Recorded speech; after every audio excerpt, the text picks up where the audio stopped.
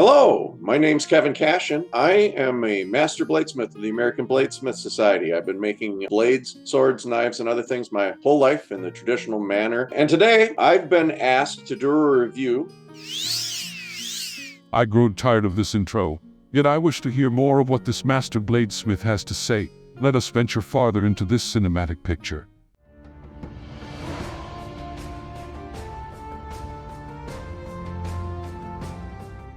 I have seen some 18th century swords that were very elegant, not practical for use, small swords that did have glass hilts. So it's not unheard of to actually have glass components on swords. Wouldn't last very long in combat unless, of course, some magic is possible to imbue into this material that makes it work. So I'm just going to sort of bypass the physics of using glass so that we can focus on the design of the sword itself. The pommel and some areas forward could be the same material as the blade, which makes sense that it would be just an extension of the tang and passes through, and then some metallic components would be put on for the guard and the grip. The way the glass or the material of the blade passes through all the way to the pommel is what we would refer to as an integral design. And that's where you don't rivet or put a separate material on. The guard is not necessarily integral. It's added over top of it, but I like the way it's done. And the extension coming out onto the blade, secure it down onto the blade a little bit. I think that's very elegant and it's well done. The hilting or the metallic components that are added on, for me, it looks like bronze. I kind of like that they would use bronze because this is a Bronze Age sword shape. This is a sword that is of the shape that would have been used in the Bronze Age. So they are continuing with a theme, a very classic real world theme. The grip doesn't look very comfortable. It looks very stylized. It's attractive, but it doesn't look like it would be very comfortable in the hand. The guard got a nice leaf shape. It's attractive to look at. I think I read under the specs, it's like 1.4 pounds. For the size of the sword, that seems heavy. It might be the material that it's made out of. That seems a little heavy for the size of the sword. Now, something that's worth mentioning, because we're talking about malachite, we're talking about glass. You wouldn't want to strike anybody with armor with a sword like this. It'd be very brittle. But an interesting thing to note on a very small knife that you were just using in fine slicing cuts, stone and glass, and in particular, obsidian. Obsidian is actually capable of taking the sharpest edge of almost any material. If you weren't hitting things with it, you're just doing fine slicing. A blade like this would be capable of being infinitely sharper than a metal blade. The blade shape overall, I think, is elegant. The blade itself being a leaf shape is an attractive classic design, but functionally, I can see it being problematic. The crenellations or scallops coming back from the tip of the blade that gives it a much more organic leaf feel is actually a little counterproductive for thrusting. You're creating a lot of resistance with that, that undulation that way. So I'm not a fan of that. Whatever's going on down the center there, whether it's a decorative effect, if it was on a small metal piece, it would be coining, because it kind of looks like the edge of a coin. As far as going up against an opponent with armor and other hard objects, I don't think this would be worthy of the Dragonborn. If the Dragonborn, say, ascended to the throne and wanted to wear something very impressive while sitting on the throne or to show off his status and wealth, then that would be the ticket for this. But I would leave it back at home at the castle. Real world accuracy and style. I'm going to focus on the style because, once again, we're going to have a hard time evaluating the sword if we're going to get hung up on the fact that it's made out of a material that will probably shatter in use. So I'm just going to overlook that and just look at the style and the accuracy to the style of the blade. This really is, there's a little deviation back on the pommel end, but this is like almost a classic Greek weapon. So I'm going to give it like a 7.5.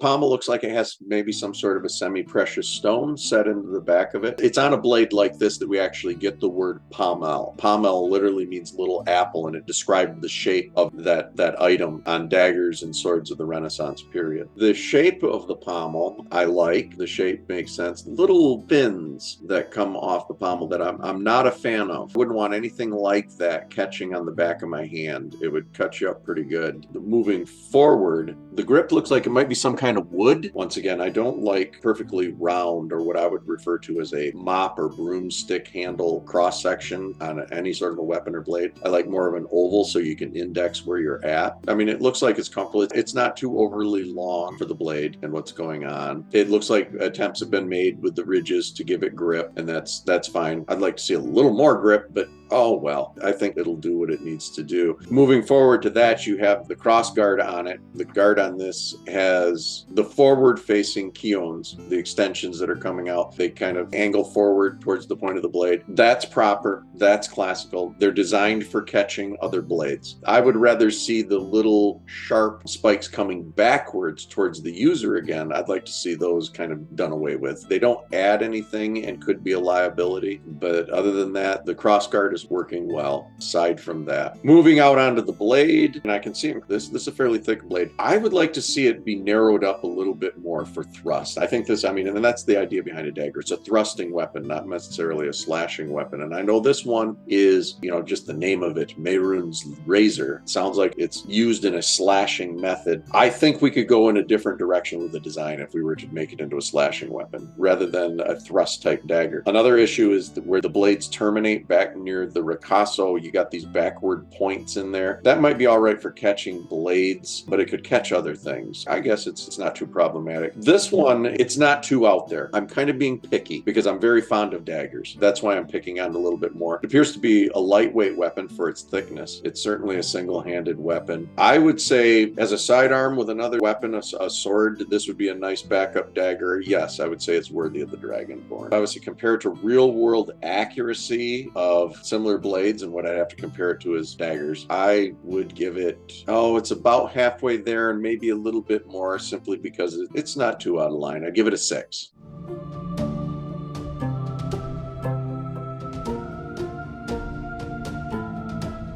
In the game, there's a metal called ebony. Ebony's a wood. I've just worked with some ebony last week. It looks like it's two different materials. Apparently, some material from Oblivion maybe is incorporated here. That's where the heart of a Daedra comes in. I think that's what we're getting at here is the ebony is the black metal that's kind of like the holder for the insert that is the blade. Any iron-based material when you're working it is black. Iron is going to give the blackest of blacks of any metal. And so people that forge iron typically are called the blacksmiths. People that form silver are silversmiths, and the other metals, they might actually call them a whitesmith. Basically, the color that you get covered in kind of defines what color smith you are, be it a blacksmith or be it a coppersmith or be it a whitesmith, a silversmith, these other terms that are used. The pommel, not too bad in that this looks like it's a heavy slashing blade. You want that extension below the grip that will catch your fingers and keep the blade from sliding out of your hand in a heavy slashing or chopping blow. I think I read in the description that it's a single-handed sword. The only reason you have a handle or grip that long is if you're incorporating two hands to accelerate the blade. Having that much grip for a single-handed blade, it's really just going to get in your way. If it's meant to be used one-handed, it's not a good design. The guard around the hand, I like the forward protrusion on the top side to catch blades. It's very catchy as a blade is sliding down towards your hand along the spine of that blade. Hopefully it's going to be caught there and not actually get you. There's some protrusions along the bottom that are doing the same thing. I think it's very graceful the way the guard sweeps along the bottom and almost, it doesn't touch, but it almost points at the sweep coming off the pommel, almost making a D guard more of a suggestion of a D-type guard, which is a very good knuckle protector. Once again, it's an awful lot of tilting for one hand. Moving up aesthetically, yeah, it's pretty bad.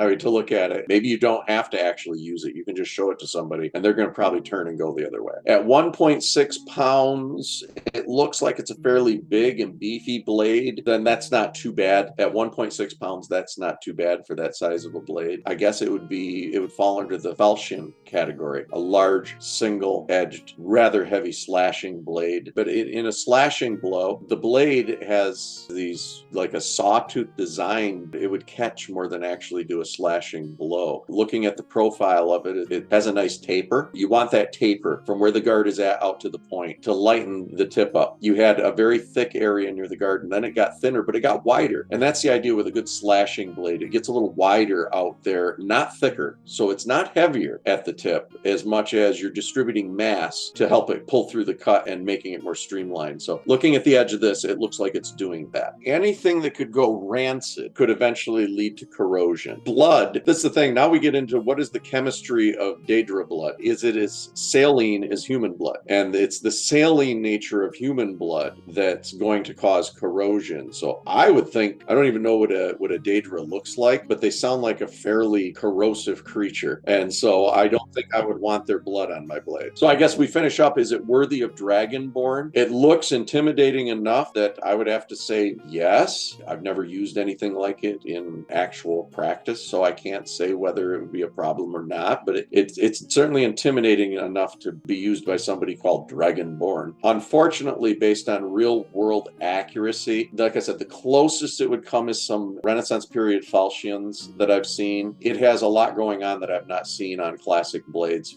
in the real world. So I'm going to have to give this, as far as real world accuracy, maybe a 5.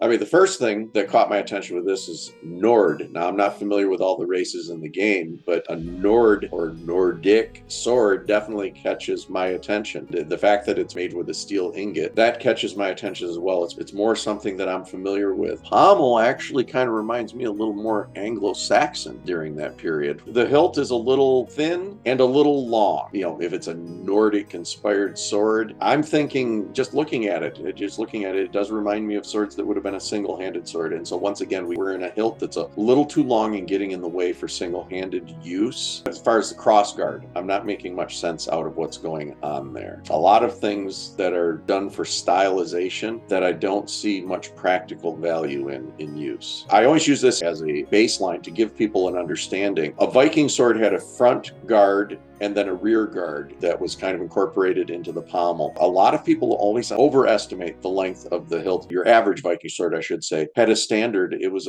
about 4 inches from front guard to back guard for the entire handle or grip portion. And some were even smaller than that. Rarely do you see it over that. So once again, I don't want to judge this as if though it's a Viking sword. I know it's its own thing. Let's see, what was the weight on this sword? 1.2 pounds. Nordic swords, once again, it just has that feel. It does look like a Nordic or Viking style sword. They were a slightly heavier sword than the swords that preceded them and the swords that came later. And you were looking in the 2 to 3 pound range. The 3 was the really heavy. One of the heaviest Viking swords I've ever studied was in the 3 pound range. They were beefier swords. This looks to be the case. And looking at it in profile, we'll look at it the side, it is a thicker sword. The pointed protuberance coming out near the hilt does have some historic counterparts, except it would be on like both sides of the blade. It was on blades that were much later in history, like in the early 16th century. You might see little protuberances coming out there to kind of protect the hand a little more. But the one that's out near the tip, I don't have an explanation for it. There's no counterpart that I can think of. If it's a double-edged blade, as what we're seeing here. I think some special magical skills go into forging it if it's as heavy as it looks, and it's only 1.2 pounds, and it's steel. That would explain, I mean, you're going to have a lot of grooves and lightening things to lighten the blade, like fullers and such cut into it, and I see like almost like runic type features. Maybe that's an attempt to lighten this, but it looks like a very heavy blade, much heavier than what I'm seeing as far as there's a lot of pointy things on the blade that it might have shock value to somebody seeing it, but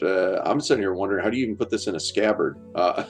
You can do that in a video game. You can do things just because it's really cooler, but in history, what they would have incorporated, because the Vikings did incorporate designs that had motifs of dragons and other fantastic beasts, and even the Europeans did, the late Europeans did. They did it in ways that were functional. That's the beauty of true old swords in actual historic pieces, is there's all these gorgeous, beautiful embellishments that were put on the swords, but they served a function at the same time. That's a tougher thing to pull off, and they did it so eloquently. This is cool for a game, but it's not contributing to the function of the sword. If it was issued to me by my zombie boss, I would probably rework it. I'd find some stones and rework it a little little bit so that it wouldn't get hung up on things as much. Hate to be harsh. I mean, I like the design. I like the concept behind it and everything. Just there's some things on it that I think that would be a problem in use. I would say no. I would leave this to the bad guys down in the crypts. I would leave this to the dead guys to use, because you might be joining them if you're using something that would interfere with function as much as some of the things that I see here. So I would say no. The Dragonborn should move on to something else. Real world accuracy and style. I'm gonna have to probably give this like a 2 or a 3. There aren't any real counterparts in history in the real world that I know of.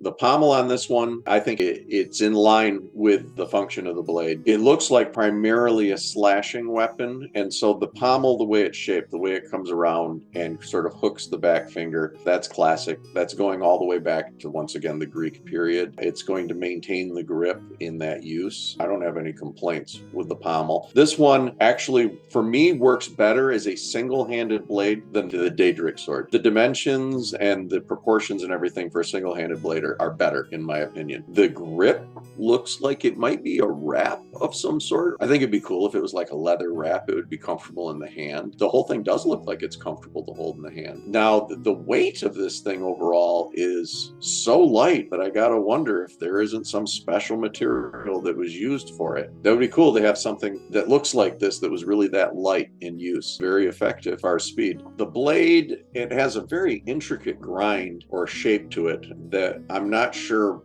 what the double panel in the edge bevel, what it's accomplishing or what that would be for. I'm not going to hazard to guess what's going on there. For pure looks, you have the spine, the teeth, kind of the saw teeth down the spine of it. That's not doing anything really for the function of the blade, but it does give it a wicked look. I'll give it points for looking cool. What I do like about it is the blade shape. It's got this curve for slashing, and it's got this hollow grind, which means that's a fairly keen edge. This thing is going to slash really well. It comes to a really fine point. I could see this as a very effective thruster as well. As an assassin's dagger, an assassin's art is not being detected. An assassin, if I'm thinking in real life terms, you don't know what hit you. You didn't see him coming, and no one saw him leaving. This is a bit overstated for that. I mean, it could be downsized and a little more, but if you're going to assassinate somebody and you want to half scare them to death before you actually finish the job, this would be a good blade to use. I think there could be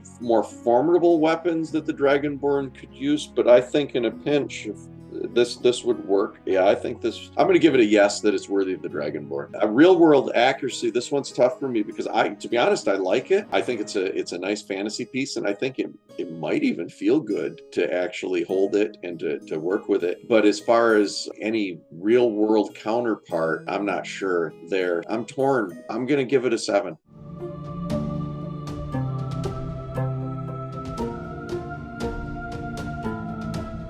Before even Tolkien, going all the way back into Norse mythology, dwarves were always really great sword makers. So I kind of like it. It's very similar to many designs that you could find in history. There was a sword not too long ago that has been written about it, that was found in China, that this reminds me a lot of that sword. It had special metal plating on it, and it was very, very well preserved. And this reminds me a lot of that sword, actually. The pommel, that's not too far off from certain pommels. I mean, the shape could be adjusted a little bit. The pommel will function for what is intended for. The idea is to somewhat fine-tune the weight distribution of the sword, but also keep the hand from sliding off the back, leverage on the back of that sword. It's not bad. It doesn't match things that I've seen exactly, but it's not bad. It's not bad. Moving up from that onto the grip. Yeah, the grip, don't want to judge the sword as an exact parallel to a long sword in actual history, because these are dwarves. A dwarf sword, I would imagine, is going to be a slightly different proportions and slightly different shapes and styles in use than a human. So I'm going to try not to judge it on those standards then, and I'll try to think of what a dwarf would be doing with it.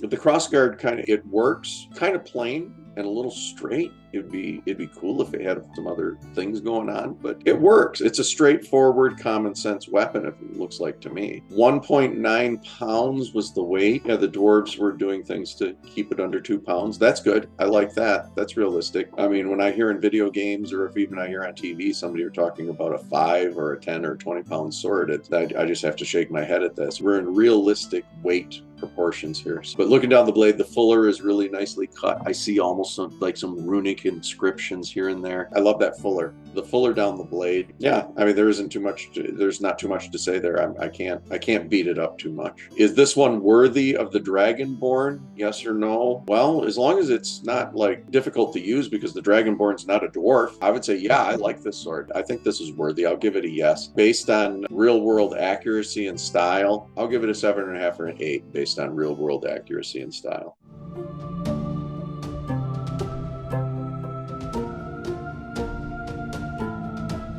In typical orc fashion, orcs, I'm just convinced, don't design good weapons. Or there's a lot of points and scallops. I'm getting a better understanding from every time I see an orc depiction why orcs typically lose. They start out strong, but eventually they be it Sauron's army or it may be in Skyrim. Eventually they lose because they need to get their sword making act together. The pommel is similar to what we saw on the Deadric Sword. Something functional there. It's coming around the bottom side to keep this thing from leaving your hand when you're swinging it, and it looks like it would make some massive chopping blows when you're swinging it, and it would keep it in the hand, and that's good. I don't see too much sticking out the back there that would get into trouble with a single-handed sword, except that the grip itself is just a little too long. Then I don't know how big an orc's hands are in Skyrim. Wood straw wrapped in leather strips, or plant fiber wrapped in leather strips. Yeah. Well, and that it's a little more on the primitive side, just reinforcing the whole feel of an orc. And now we have a spike kind of coming out that doubles as a guard. I'm going to not beat up on that. I'm going to say, as an orc, being a rather crude individual as an orc would be, that would be an excellent face basher as well as acting as a guard. I can see you could thrust with the point. I'll give it some points for the point. And I don't know what kind of beer orcs drink, but you could probably open your beer with that thing. Maybe down at the bottom. I don't know. We have the multiple scallops going down the blade, and I could see where that you would concentrate a blow right there, and actually it'd act almost like an axe. So I'm not going to be too critical on that. But what it's going to do is it's going to limit this blade to almost swinging it like an axe. If it's a smooth curved blade, you can draw it through the cut as you pass and actually get a slashing blow. This, you're going to want to wield it like an axe and go straight in so that those spikes can get deeper penetration, because that big serrated effect is actually going to slow down a slashing action. I think just style-wise, the Dragonborn should portray a classier image. And I'm not just saying just because it's orc. I'm sure like a Daedra is probably a little more evil than an orc, but they got a classier sword too. This is too crude for the Dragonborn. And I think there's better weapons. So I'm going to give it a no. Based on real-world accuracy and style, I don't know of any blades that directly correspond to this. I mean, as a pole arm, I think it would have some parallels, but as a sword itself, I'm going to give it a 5.